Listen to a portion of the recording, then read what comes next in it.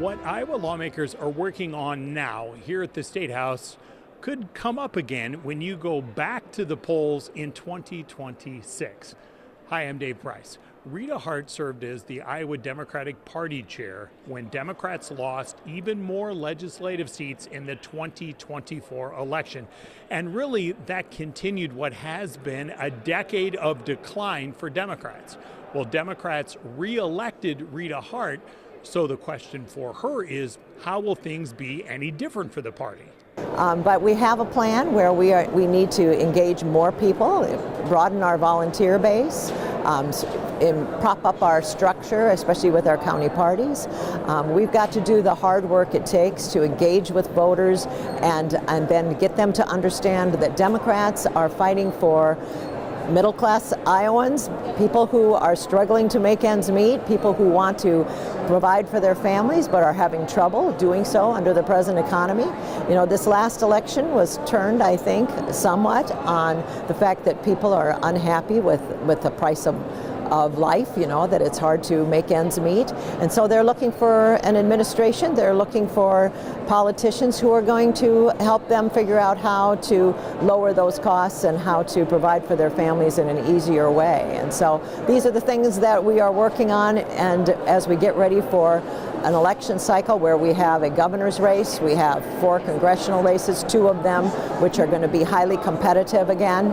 We have a U.S. Senate race, and of course we have our House and Senate seats, and also very importantly we have a lot of local elections where the decisions are made that truly affect people's lives. So we're excited about where we are. But for those folks who are so worried about costs, they hired Republicans, not Democrats in our state for that. So how do you change that going forward when you're not the party in power?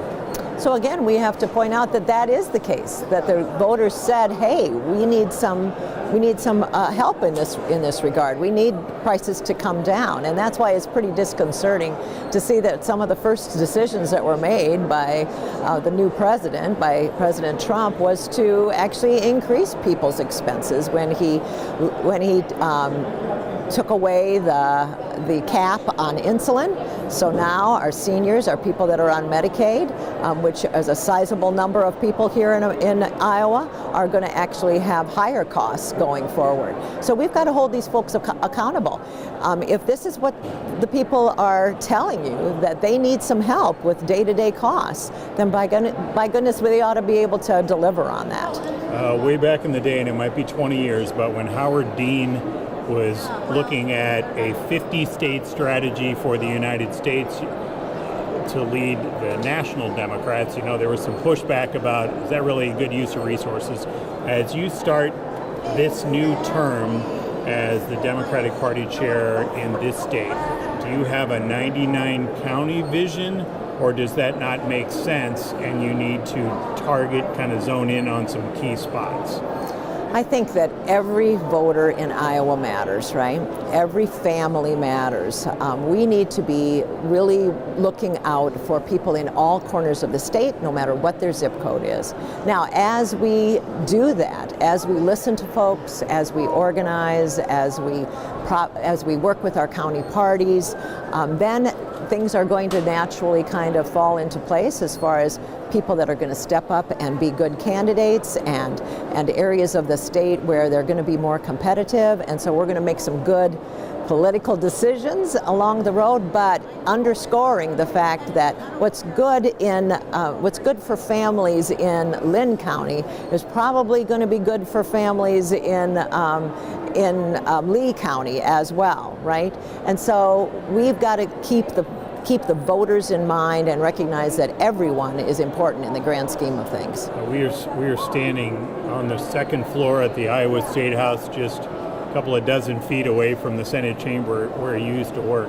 It is a far, far different dynamic than back when you served in the legislature. So now your party has roughly 1 out of every 3 seats here.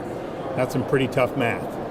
So as Democrats, as you talk to Democrats, what's a realistic plan for this body? Because clearly you want to get the majority, but that's a long way to go. Yeah, and that's again the challenge that I took on when I said yes to this job 2 years ago, right? We were really in a bad spot, had lost so many races. And then we had a tough election cycle in 24 as well.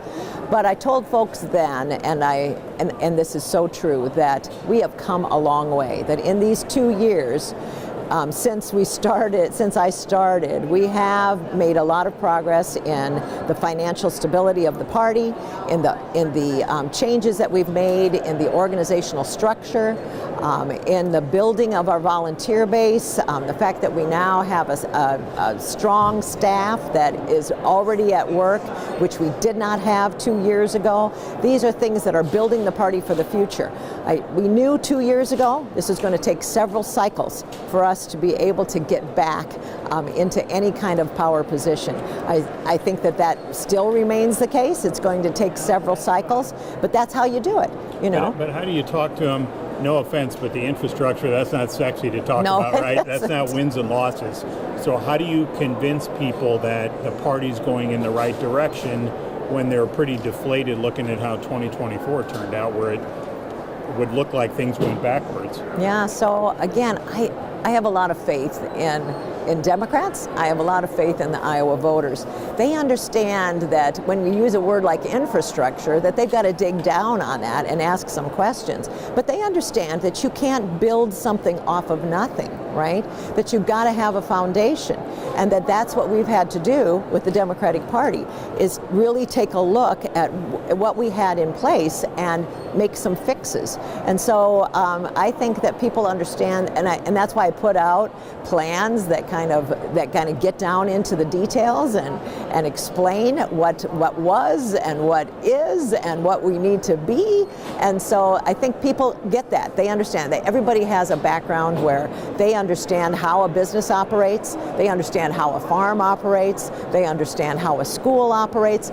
A political party is no different. So it might not be sexy, but people understand that that's what it takes in order to move into the future. There's one issue where the state party does not plan to weigh in, and that's with the carbon sequestration pipelines and whether a private company should be able to use eminent domain to force access onto a landowner's property. Instead, the individual legislators and the future candidates will be able to say whether they are for or against it on their own.